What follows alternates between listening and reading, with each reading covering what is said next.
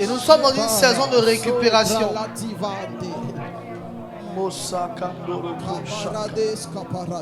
Jude 1, verset 9. Or, l'archange Michel, lorsqu'il contestait avec le diable et lui disputait le corps de Moïse, n'osa pas porter contre lui un jugement injurieux, mais il dit que le Seigneur te réprime. Amen. La Bible dit que l'archange Michel, du nom de Michael que vous connaissez, était en train de disputer le corps de Moïse avec Satan. Michael était en train de réclamer le corps de Moïse et Satan aussi était en train de tirer le corps de Moïse. C'est-à-dire Moïse était au milieu, Satan le tirait, l'ange Michael le tirait. Et l'ange Michael n'a pas proféré des paroles injurieuses. Il a proclamé la parole de Dieu. Il a dit que l'Éternel te réprime. Alléluia. Amen. Ce soir, je ne sais pas quel esprit, quel démon est en train de lutter ton mariage, est en train de lutter avec l'ange, ta bénédiction, ta grâce. Vous savez, lorsque nous prions, la prière suit un certain type de protocole. La Bible dit que Daniel a pris 21 jours de jeûne et prière. Et dès le premier jour où il a commencé à prier, la Bible dit que ses paroles ont été entendues. Et Dieu a décidé de l'exaucer. Mais l'exaucement, vous devez comprendre, a un itinéraire. C'est la raison pour laquelle la Bible dit qu'en ce jour-là, Dieu dit, j'exaucerai les cieux. Les cieux maintenant vont exaucer la terre. La terre va exaucer le blé, le mou et l'huile. Et ces trois choses vont exaucer Israël. Du coup, l'exaucement a un itinéraire. Quand on prie, Dieu, qu'est-ce qu'il fait? Il est le roi des cieux. C'est ce que veut dire Yahvé. Dieu exauce les cieux. C'est-à-dire qu'il leur donne aux cieux de pouvoir maintenant acheminer ta grâce vers toi. Et qu'est-ce qui va se passer des cieux à la terre? La Bible nous révèle en Daniel 10, verset 12, qu'il y a des oppositions au niveau du deuxième ciel. Il dit, le chef de la Perse m'a résisté pendant 21 jours. Il a fallu que Michael, l'un des principaux chefs, vienne à mon secours. Donc il y a des anges qui sont censés transporter nos bénédictions des cieux vers la terre. Mais qu'est-ce qui va se passer? C'est que dans la marche, il y a des oppositions du royaume de Perse. Et ce soir, concernant Daniel, c'était le royaume de la Perse. Te concernant, si c'est un royaume, des montagnes, des forêts, de tout ordre, tu vas élever la voix. Vous savez, Satan ne veut pas que tu pries. Satan connaît quel type de prière dérange son royaume et quel type de prière n'a aucun effet sur son royaume. Satan sait que lorsqu'il trouve la violence et la foi dans la prière, il ne peut pas résister. C'est pour ça que la Bible dit, si quelqu'un demande quelque chose à Dieu, qu'il demande avec foi. Quand la foi est ajoutée à la prière, il est impératif qu'il y ait exaucement. C'est pourquoi dans le contexte de la maladie, la Bible dit, si quelqu'un d'entre vous est malade, qu'il appelle les anciens. Les anciens vont venir le oint d'huile. La prière de la foi guérira le malade. Lorsque la foi est ajoutée à quelque chose, la chose maintenant passe à une autre dimension. Parce que la foi ne négocie pas. La foi n'est pas en train de mendier. La foi ne vient pas pour demander. La foi vient pour récupérer. La foi nous amène à une autre dimension. La foi est un autre langage. La Bible dit en Ésaïe 8, verset 12, n'appelez pas conjuration ce que les autres appellent conjuration. N'appelez pas maladie ce que les autres appellent maladie.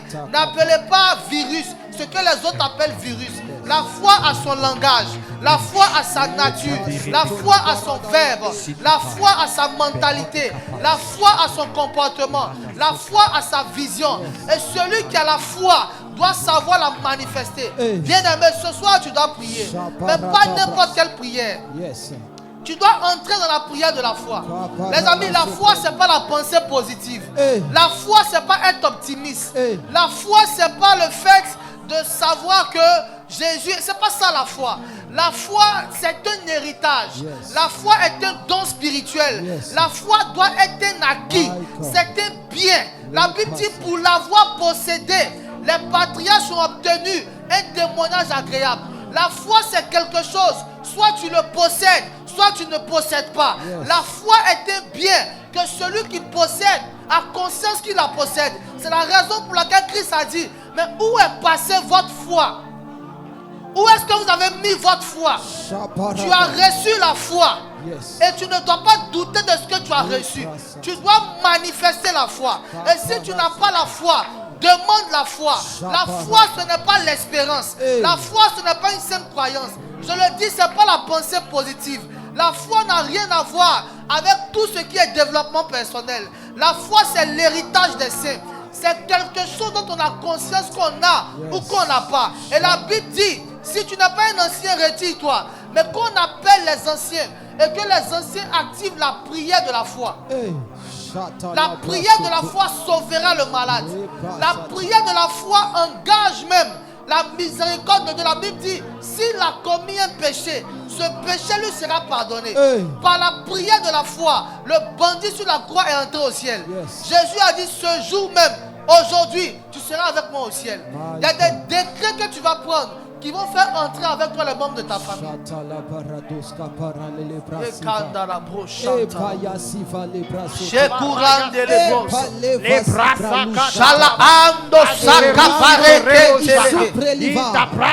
les dons spirituels qu'on doit manifester, on pourra vivre le don de la foi. Et la Bible dit, il faut que celui qui s'approche de Dieu crois que Dieu existe et qu'il est le rémunérateur de celui qui le cherche. Donc si tu t'approches de Dieu pour demander quelque chose à Dieu, sache qu'il existe. Même si tu ne le vois pas, sache qu'il existe et qu'il est le rémunérateur. Il est celui qui récompense celui qui prie avec ferveur. Il récompense celui qui intercède. Il récompense celui qui jeûne. Il récompense celui qui l'invoque. Le chrétien doit savoir opérer dans toutes les dimensions.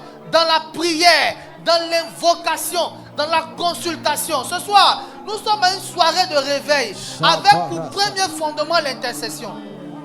Et les murailles doivent tomber. Les murailles psychologiques de ta famille doivent tomber. Tu dois être la première personne à briser le mythe des ténèbres dans ta famille. Et cela se fera uniquement que par la foi. La Bible dit qu'il demande avec foi. My God. Lève la main droite comme ça, en signe d'autorité. Même dans les âmes spirituelles, en les décrivant, la Bible dit, prenez par-dessus tout le bouclier de la foi. Prenez par-dessus tout le bouclier de la foi, avec lequel vous allez éteindre tous les traits enflammés de l'ennemi. Ce qui est bon, c'est que on n'est pas tous obligés d'avoir le même niveau de foi pour être exaucés. La foi d'une seule personne garantit la délivrance des autres. Christ a dit aux disciples, mais où est passée votre foi? Même si eux, leur foi avait disparu, la foi seule de Jésus-Christ était compétente pour arrêter la mer et les vents. Toi seul, ta foi en ce soir peut arrêter le phénomène des ténèbres et de la mort dans ta famille. C'est pour ça que je veux que tu pries. C'est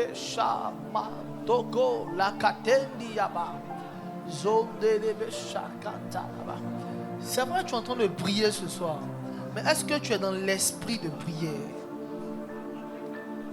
Un jour, j'étais entré dans la présence de Dieu dans l'intention de faire 3 heures de prière. Et après 30 minutes, je me sentais épuisé. Je me sentais fatigué. Et je sentais que je n'avais plus de sujet de prière. Et maintenant, l'Esprit est venu me parler en me disant qu'aucune personne ne peut exercer dans un domaine tant qu'il n'a pas reçu l'esprit de ce domaine. Et l'esprit se communique à travers la parole, à travers l'enseignement. C'est pour ça, pour vous faire exercer dans un domaine, que ce soit séculier ou spirituel, on va d'abord vous former. Et la formation maintenant va vous communiquer l'esprit de votre spécificité afin que vous compreniez ces choses-là. C'est la raison pour laquelle ça peut paraître incroyable, mais on voit des avions qui sont créés, qui volent. Pourquoi? Parce que celui qui doit opérer en créant des avions va recevoir d'abord la formation. Et la formation va prédisposer son esprit. Et ce qui était impossible à son esprit va devenir d'abord possible dans son esprit, afin de pouvoir commencer à emmener cette chose à la réalité.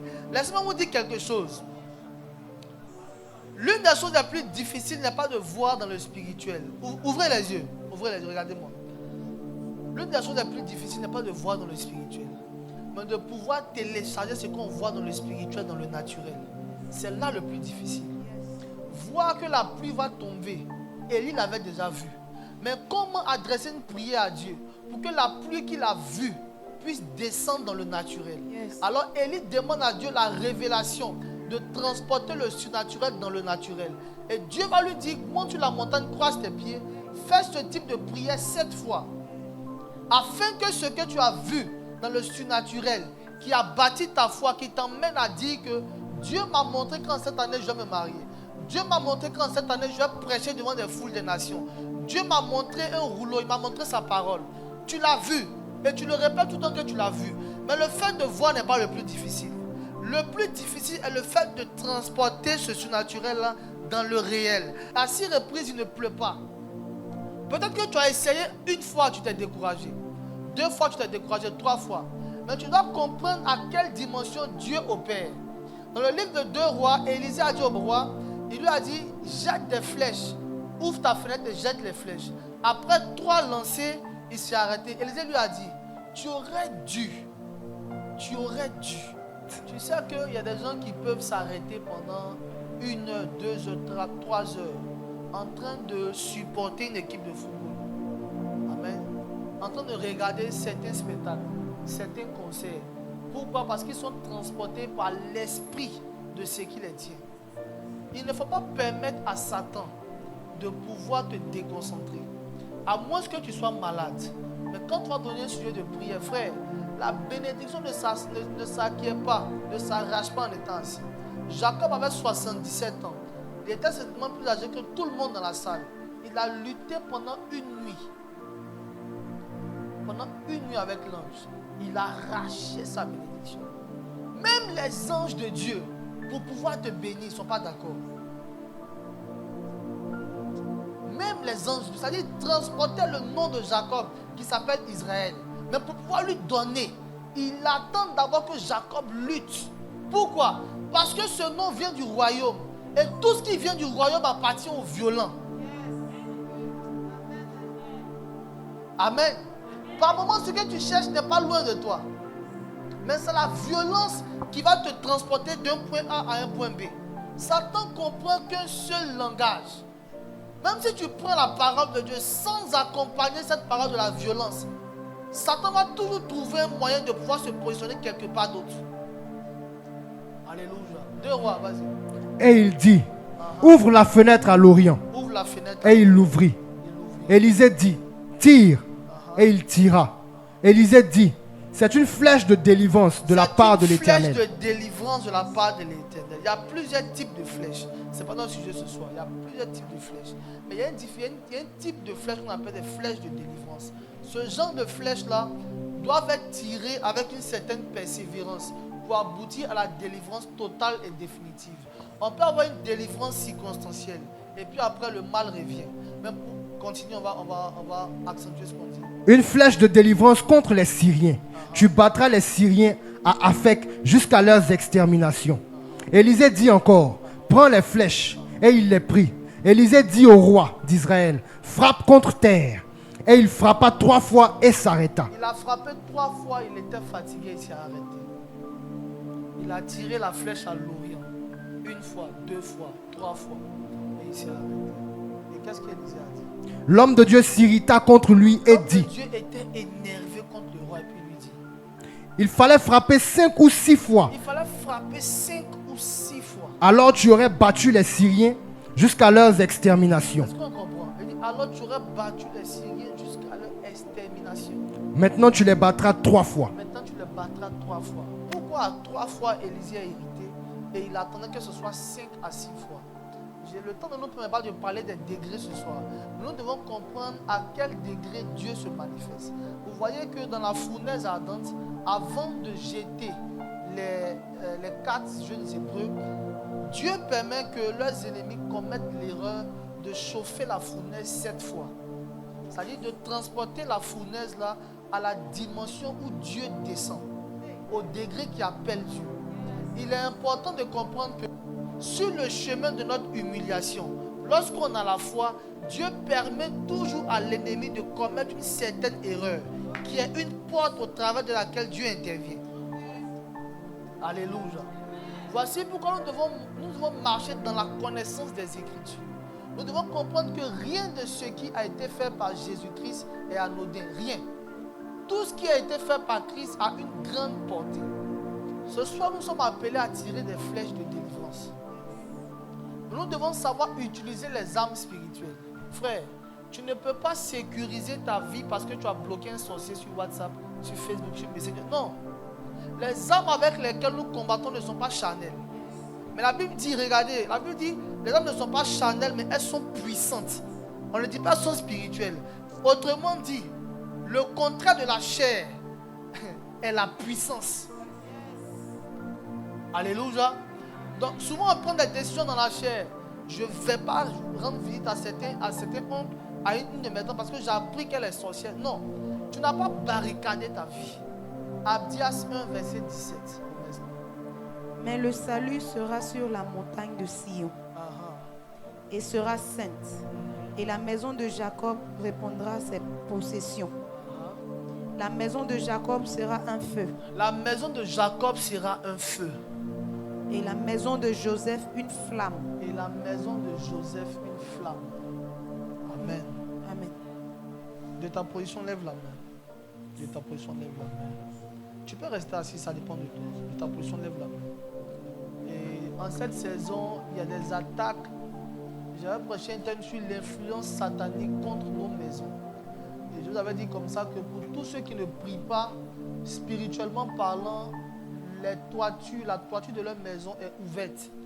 Et les sorciers, dans leur vol, dans leur projection astrale, ont accès à leur maison. Et qu'est-ce qui se passe? Pour une vision que j'avais vu un ange des ténèbres entrer dans une maison et puis se localiser dans le plafond, attendant son heure à partir de minuit pour pouvoir descendre et manifester sa volonté dans la maison. Et quand ce chrétien s'est levé et a commencé à prier, le feu de l'Éternel a projeté l'esprit qui était logé dans le plafond jusqu'à dans le royaume satanique. Et Satan était très énervé et a demandé des comptes. Il a dit, mais je t'ai envoyé pour l'assoupir, pour l'empêcher de prier afin de pouvoir le tuer. Comment est-ce que tu t'es arrangé afin que cette journée-là, il soit en contact avec ses frères en Christ, il sente l'envie de prière et il est prié pour que toi tu échoues. Et Satan l'a décapité. Nous sommes dans un monde qui est réel. Le monde spirituel n'est pas visible mais il est réel. De sorte que tu te couches seul et tu vois que tu as des rapports avec un esprit. Le monde spirituel est très réel et influence notre naturel. Alors je disais comme ça que le plus compliqué n'est pas de voir. C'est vrai que c'est impressionnant.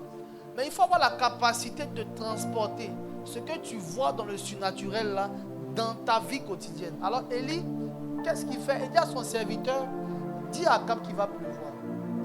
Et quand il dit pour la première fois, il n'y a aucun signe de pluie. Élie ne descend pas de la montagne. Élie ne se décourage pas comme toi. Élie dit retourne. Le serviteur revient et il lui dit une parole négative. Et Élie lui dit retourne 7 fois. Ce qui me plaît dans cette histoire n'est pas seulement l'attitude d'Élie, mais l'attitude du serviteur. Voici pourquoi pour aller loin dans le ministère, il faut avoir des serviteurs et des fils qui ont un certain niveau d'esprit. Et la Bible, à la 7e fois, le serviteur lui dit, je vois un nuage qui est semblable à la main d'un homme. En fait, ça ne veut rien dire. Mais Élie savait qu'il avait besoin d'un petit signe. Il sait que Dieu part toujours à partir des petites choses pour faire de grandes choses. Il n'a pas besoin que ta foi soit grande. Non, ce n'est pas une grande foi qui déplace les montagnes. C'est une petite foi. Il dit si ta foi est petite, comme un grain de sénévé, tu peux dire à une montagne, ôte-toi de là et jette-toi dans la mer. Dieu n'est pas influencé par les grandeurs d'abord. Non, c'est lui qui est grand. Il dit si tu es fidèle dans les petites choses, alors je te confierai des grandes choses. Et à la 7e fois, la pluie descend. Élie attelle son char et il va annoncer qu'il va pleuvoir. Ce soir, tu n'as pas besoin de voir de grandes choses afin d'aller annoncer à ta maison que Jésus va se manifester. Alléluia. Élie n'a pas vu un grand nuage comme, je ne sais pas, qui avait enveloppé toute la terre. Non. Il a vu une petite main. Et ce n'est même pas lui qui a vu. C'est son serviteur qui a vu. Il dit, va dire à Akab que la pluie va tomber. Amen. Amen. Est-ce que quelqu'un est prêt à prier ce soir? Je sens trop l'esprit de prière. Et l'esprit de prière à un certain niveau n'évolue plus avec des sujets, mais avec des soupirs inexprimables. L'objectif des sujets est de nous faire parvenir à des soupirs qui sont inexprimables. C'est à cette dimension-là que l'exaucement se manifeste obligatoirement. Et c'est la dimension où le monde ne comprend pas ce que nous sommes en train de faire, mais nous et l'Esprit de Dieu, nous sommes en accord. Et c'est à ce niveau que Anne était. Au niveau des soupirs inexprimables, chaque jour elle demandait un enfant à Dieu. Arrivé un moment, elle s'est tue. Elle a fermé la bouche. Et ses lèvres tremblaient. Le sacrificateur Élie pensait qu'elle était ivre de vin. Elle lui a dit, maître, ne me prends pas comme une femme pervertie. Je ne suis pas en train de prier comme quelqu'un qui est ivre, non. Il y a longtemps, j'ai parlé le langage de la chair. Maintenant, je parle le langage de l'esprit. Ce soir, je veux que tu sois connecté. Pendant que tes yeux sont fermés. Je veux que tu sois connecté. Si tu veux te coucher, couche-toi. Si tu veux te mettre à genoux, mets-toi à genoux. Et adresse une prière au Saint-Esprit. Quel est le besoin du moment? Qu'est-ce que tu as, à quoi tu aspires? Qu'est-ce que Dieu veut faire? Comment est-ce qu'il veut t'utiliser? Sarah arrive pour avoir son enfant. Anne a pleuré pour avoir son enfant. On n'est pas exaucé de la même manière. Zacharie a adoré pour avoir Jean-Baptiste. On ne définit pas Dieu. On opère dans la volonté du moment. Il est celui-là qui est le maître des temps et des circonstances. Qu'est-ce que Dieu veut faire ce soir? Est-ce ta prière qu'il veut?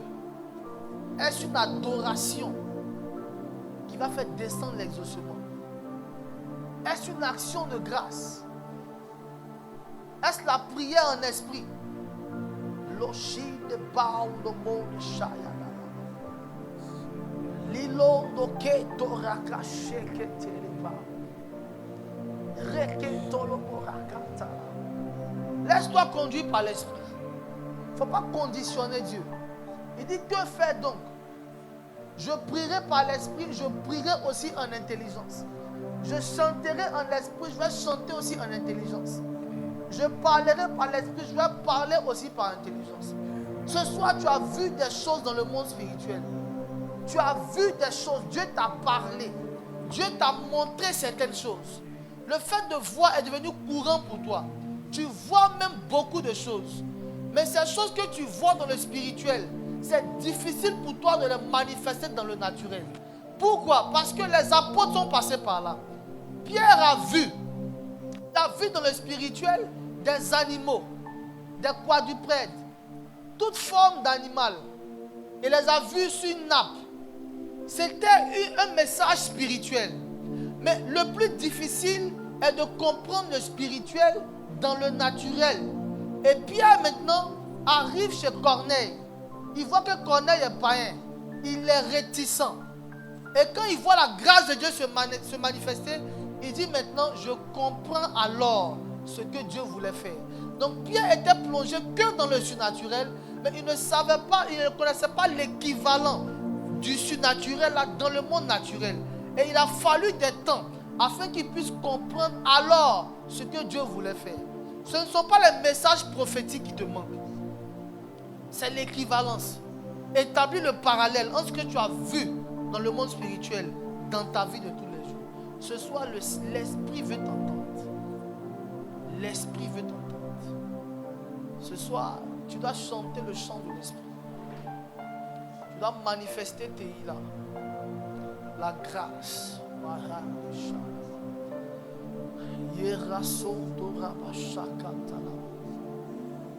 Chaque captivité nécessite un niveau de révélation pour en sortir.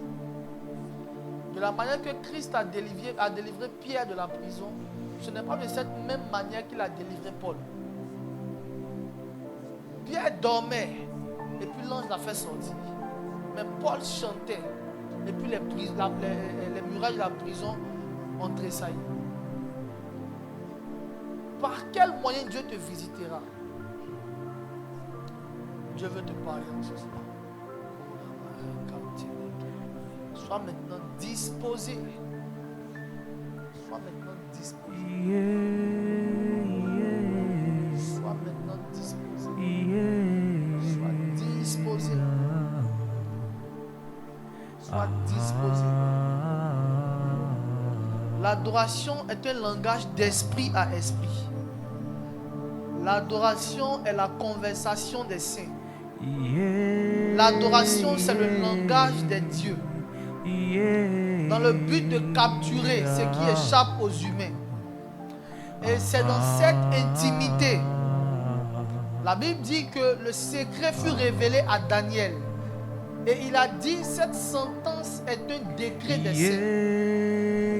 Cette sentence est un décret de ceux qui veillent. Il est important que nous entrons en nous-mêmes et qu'on fasse taire le corps et ses désirs, afin que l'âme soit disposée et que la volonté de l'esprit influence l'âme.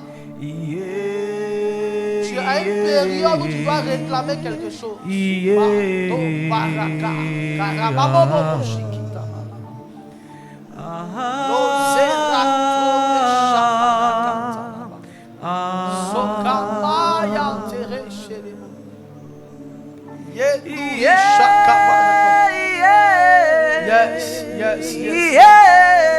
C'est une guérison.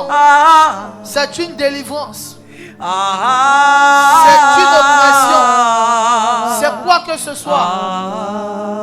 Qu'est-ce que Dieu veut faire? Qu'est-ce qu'il veut toucher? Qu'est-ce qu'il veut atteindre?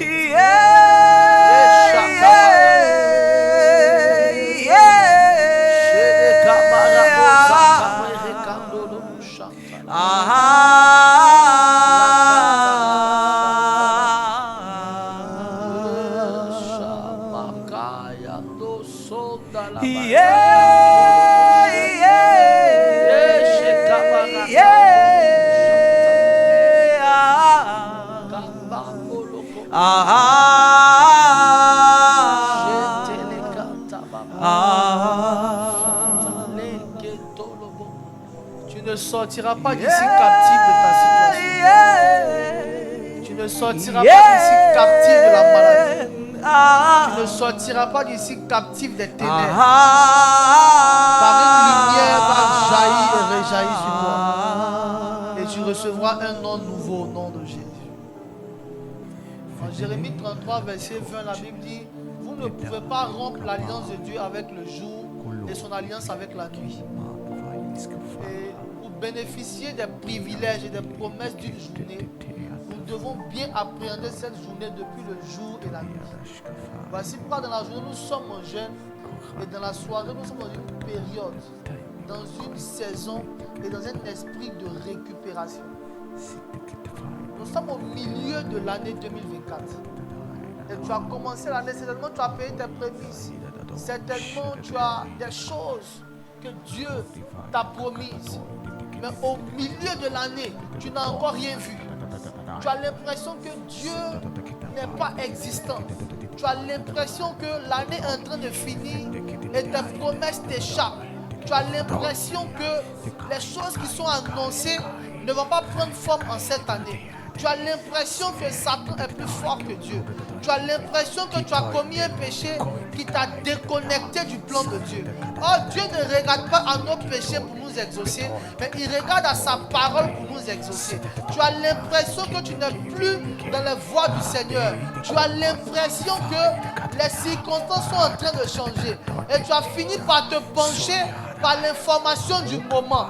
Or, l'information n'est pas ce qui transforme, c'est la révélation qui transforme. La réalité n'est pas de Dieu, mais c'est la vérité qui influence la réalité. La réalité peut te communiquer dans ton esprit qu'il y a peu de temps pour toi pour pouvoir atteindre l'objectif. Mais la vérité te dit que le temps de Dieu est différent de celui des humains. Et que le temps que tu comptes n'est pas de la manière que Dieu compte. Toi, tu comptes le temps, mais tu ne peux pas compter l'éternité.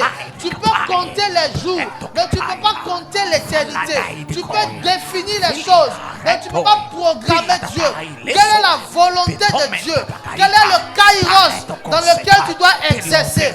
Quelle action tu dois poser dans la saison divine? Quelle manifestation de Dieu doit agir dans ta vie? Et quelle action va activer, va attirer la manifestation de Dieu?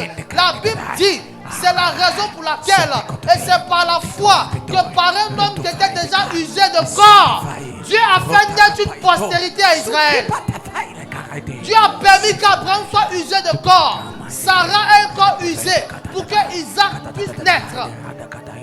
Parce que tout ce qui vient de Dieu doit choquer l'humanité. Mais Torah de Brian de Shine. Mais Loïchin de Brian de Raïkinta. Kolarabam de Shane de Ban. Dieu ne t'a pas déconnecté. Dieu ne t'a pas disqualifié. Dieu ne t'a pas éliminé. Dieu ne choisit pas ceux qui sont parfaits. Mais la grâce perfectionne les élus de Dieu. La plupart du temps, ceux que le monde élève ne sont même pas ceux que Dieu reconnaît. Quel est le plan de Dieu en ce soir? Quelle est la volonté du Très-Haut? Dieu dit à Job, depuis que tu es né, as-tu déjà commandé au matin? Est-ce que tu as montré sa place à l'aurore? Bien-aimé, la saison est arrivée où les éléments de la nature vont entendre ta voix et reconnaître leur place. Il dit qu'on doit montrer la place à l'aurore. On doit commander le matin. Shabarakatele Rakaba. Qui est celui-ci à qui obéissent la mer et les vents? La dimension des apôtres à cet instant ne leur permettait pas de commander à la mer et au vent. Ils avaient limité Dieu. Les vents sont venus, ils ont dit, Maître, nous périssons. Or, celui qui a la foi ne périt pas. Il est éternel. La Bible dit, Abraham était le père de la foi. Abraham est mort aux yeux des hommes. Il a engendré Isaac. Isaac aussi est mort aux yeux des hommes. Jacob est venu. Jacob est mort aux yeux des hommes.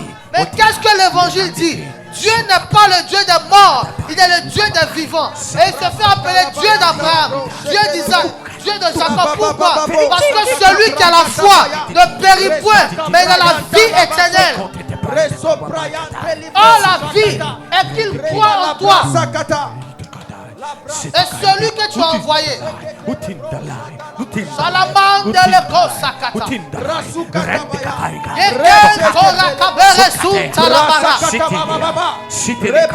y a une portion des Écritures qui est rattachée à ta situation. Femme stérile, reçois la parole de Dieu et conçois maintenant au nom de Jésus. Il y a une promesse dans la Bible pour toi qui es stérile. Qu'est-ce qu'il est écrit en Ésaïe 66? Ouvrirai-je le sein maternel pour ne pas laisser enfanter? Moi qui suis l'Éternel, je fais naître.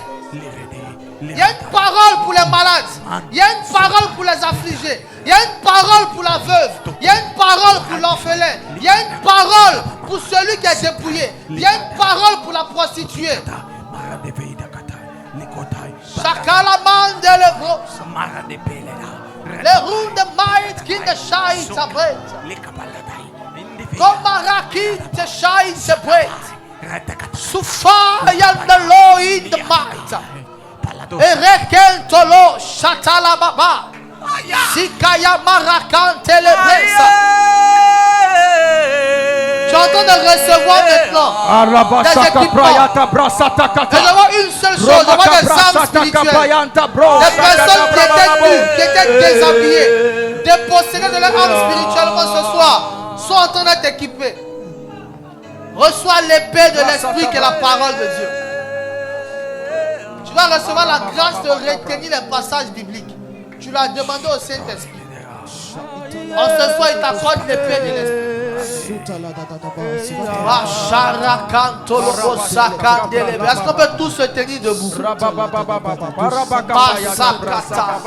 Je sens une chaleur qui sort de la terre et qui est en train de m'envahir à partir des pieds. Dans mon esprit, c'est une onction de la conquête. C'est l'onction de la conquête. Cette année ne finira pas telle qu'elle a commencé. Parce qu'il y aura un mouvement de l'esprit. L'esprit viendra se mouvoir au-dessus des eaux. Barakateketeleka. Mokandelesa barakata. Zukabarakatelekotaba. La banda prende saya reso prayante vele prende ride prende